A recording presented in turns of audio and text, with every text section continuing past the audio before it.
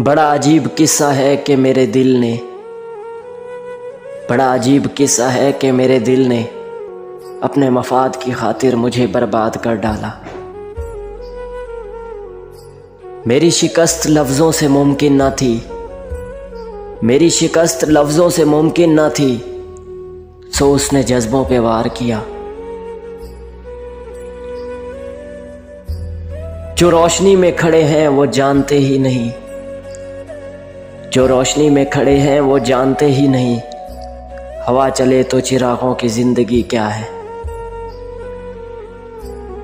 ये बड़े दुख की बात है कि अब हमारा,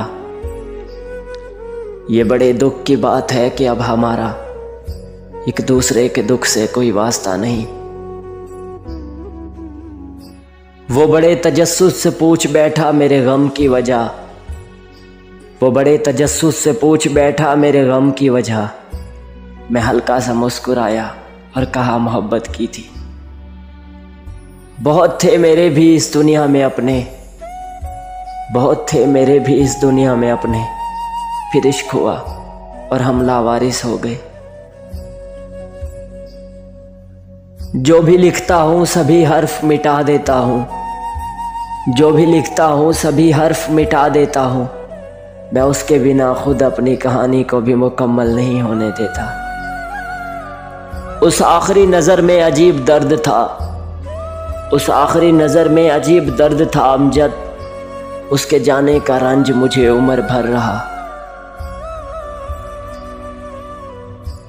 ले रही है कैद में मुझको तन्हाई मेरी, ले रही है कैद में मुझको तन्हाई मेरी, जब से उसने कहा है आज़ाद हो तुम।